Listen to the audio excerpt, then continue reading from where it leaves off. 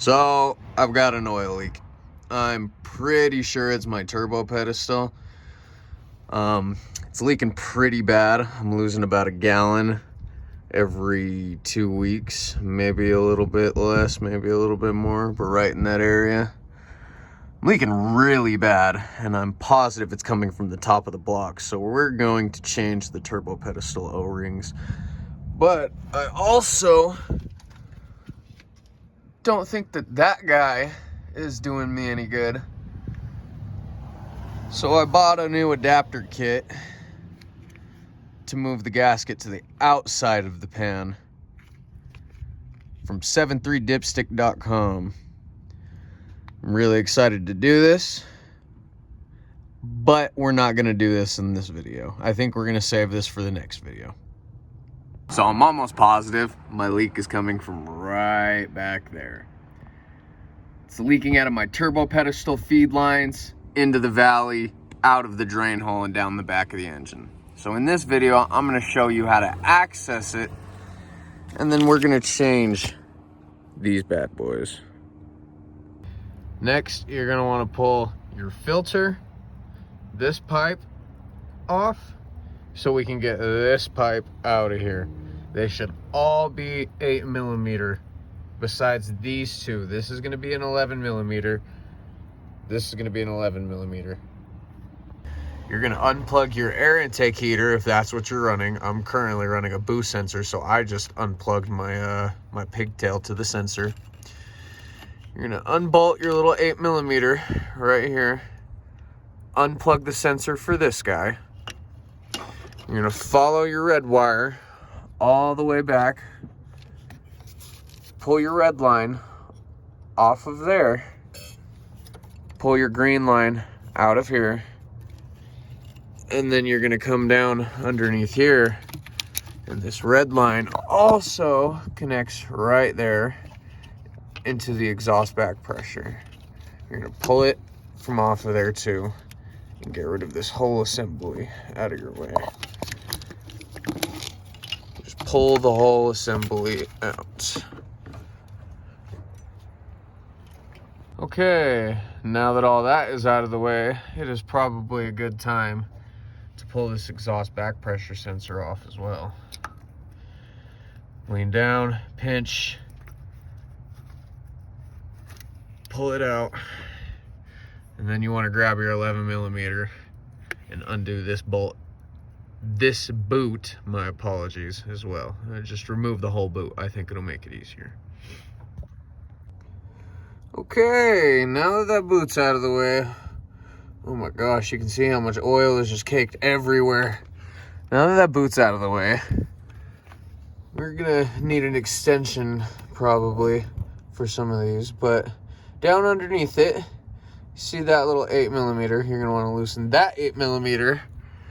Then on this side, there's gonna be one as well. Let's see. There's the band.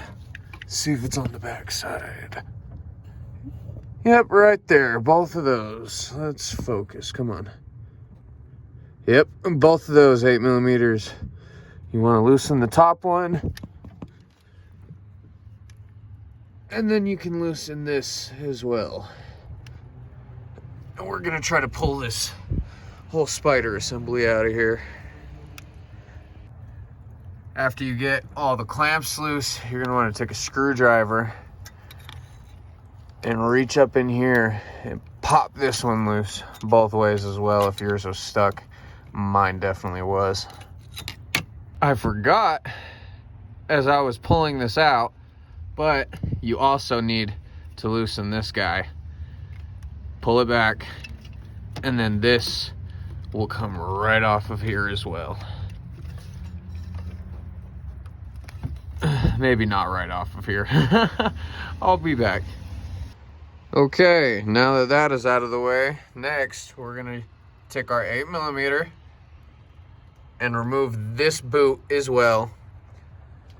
And then reach down and grab both of these boots off of the head and stuff these holes with some rags or napkins or something so you're not dropping any debris inside of your head while you're doing this.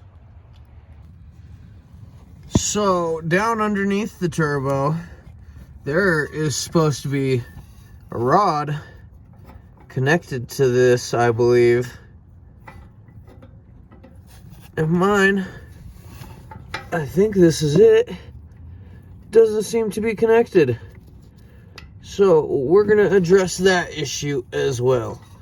But after you undo the clip and disconnect that rod, because I assume that yours is put together, you're gonna wanna undo that and that one in the back. And after you get both of those out, we should be free and able to pull this turbo out of here. And before I get ahead of myself, don't forget to pull that. I almost did. Just reach down. Let's see if I can do it. Reach down, flip that back, pull it straight out. Okay, next we're gonna try and pop these mounting bolts off. There's one in the front and one in the back, 13 millimeter. I'm having a hard time busting this one off because it's in the back. I got this guy off. It was kind of a pain in the ass, but got it off. So we're gonna loosen the mounting bolts and see if we can bust that connection loose back there. So no matter how hard I tried, I could not pull that turbo without breaking this guy loose right here. It's off now. It was kind of a pain in the ass, but it's done. Turbo's off.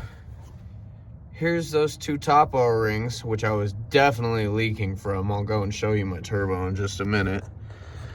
And next, we're gonna pull the pedestal. And I believe it is only 4 10 millimeters. We got one right there with my socket. There's one right here. There's one in the back. Right here, I'll touch it. Right here. And then there's gonna be one back over here. I'm not gonna put my phone back over there. You're just gonna have to feel for it yourself. But there's one back there. And then after you pull those 4 bolts, this whole pedestal should just come up and out of place. This turbo seals video took a turn. So when we were looking under there, we were able to see that our exhaust back pressure valve was just kind of free floating there. I found this in the valley. This hooks up to this actuator. It's a spring-loaded actuator that controls this valve. And I'm pretty sure it was leaking really bad. I did not want to go through the steps that it was going to take to reseal this. And I don't really care for this. So we took a turn. This is going to be a exhaust back pressure valve delete video now. I bought a new pedestal and a new casing. You can see no actuator, no valve. So we're going to be switching these out and installing them back into the truck. I'll take you over to the truck real quick. Sorry, I kind of got a mess going on right now. I've attempted to clean out the valley as best I can. It was a pretty good mess down in there. I'm gonna see what else I can clean. And then we're gonna put those seals inside those holes down there and put this turbo pedestal on, and then we'll come back. We are officially installed with our deleted pedestal and exhaust back pressure valve housing. I got the turbo set on top of the pedestal and hand tightened the bolts, put the clamp on the back Y pipe there and tightened it all the way down, and then torqued the bolts on top of the turbo to spec. Those were 31 foot-pounds, if I believe. No, I misspoke. They are 35 to 37 foot-pounds. I did 36. And the bolts that hold the pedestal to the block are 18 foot-pounds apiece. I've got everything all tightened up, and like I said, I even got the exhaust back pressure valve housing ripped off. We'll go show you this right now. Let's go walk into my messy garage.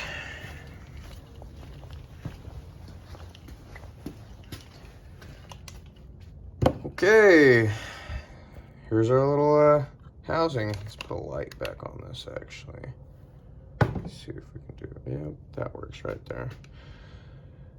Little housing ripped off. It was a, let's see, I got it right here.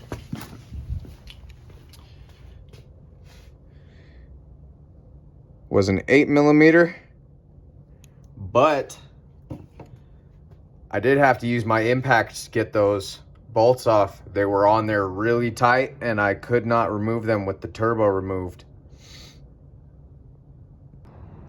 The next part to this install is going to be to get this spider hooked back up.